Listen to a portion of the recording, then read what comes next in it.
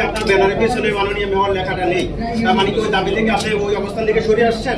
এইটা অত্যন্ত আমি মনে করি যে গুরুত্বপূর্ণ একটা বিষয়, এই কারণেই, কারণ এটা নিয়ে ব্যাপক ধরনের একটা আলোচনা সমালোচনা সৃষ্টি হয়েছে। তো আমি বলবো যে মাননীয় যে শব্দ, এই শব্দের অর্থটি কি? মাননীয় শব্দটির অর্থ আমি যদি ইংলিশে বলি তাহলে বলতে হয় অনারেবল বা মাননীয়।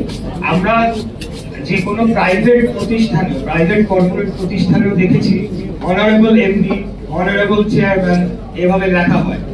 অতএব এই মাননীয় শব্দটাকে নিয়ে যে এত কথা হয়েছে, এর মাধ্যমে মূল যে বিষয়টা, এই সরকার যে সংবিধান লঙ্ঘন করেছে, এই সরকার যে বাংলাদেশের সর্বোচ্চ আদালতকে অবমাননা করেছে, বাংলাদেশের জনগণের যে আন্দোলন, যে ত্যাগ তিতিক্ষা, সেটাকে বৃদ্ধাঙ্গুলি দেখিয়েছে, ভোটাধিকারকে বৃদ্ধাঙ্গুলি দেখিয়েছে, সেটি করা হয়েছে এই একটি শব্দের মাধ্যমে। এই একটি শব্দের কোনো তাৎপর্য নাই, কিছুই নেই। আমি যেটা বললাম, এটা প্রাইভেট প্রতিষ্ঠানেও এই ধরনের শব্দ ব্যবহার করা হয়, যে কোনো চিঠিতে ওইটা লেখা হয়। অতএব আমি জানি না যে, আমি জানি কেন, জাস্ট মূল বিষয়টাকে আড়াল করার জন্য সোশ্যাল মিডিয়া এবং 2-3 দিন আমি মেইনস্ট্রিম টিভি চ্যানেলগুলোর মধ্যেও দেখেছি যে টক শোতে, এবং উপদেষ্টা নিজেও বলছে, মানে এটা এমন কি বিশাল ঘটনা ঘটে গিয়েছে আমি জানি না।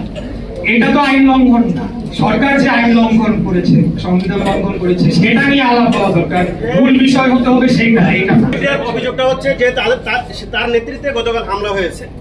তো বুলন কিবরিয়ার আমরা যেটা জানি যে আপনি বলেছেন আপনার বক্তব্যে সে হচ্ছে তাপসের বা স্বৈরাচারের দোষর ছিলেন, কিন্তু আমরা এটাও জানি যে সে আপনার বাবা যখন নগর ভবনে মেয়র ছিলেন তার সাথে সে কাজ করেছে, বৃহত্তর সূত্রাপুর থানায় সে কাজ করেছে, মহানগরের বিএনপির বিভিন্ন নেতৃত্বে সে ছিলেন।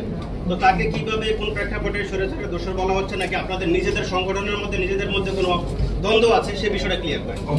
অবশ্যই আপনি যেটা বলেছেন সত্যই বলেছেন, সেটা 20 বছর আগের ইতিহাস, কিন্তু গত 3 টার্মে, গত 15 বছরে তার কর্মকাণ্ড কি ছিল, সেটির উপর ভিত্তি করে সে দোষর হতে পারে কিনা, সেই প্রশ্নটি আমি আপনাদের কাছে রাখতে চাই।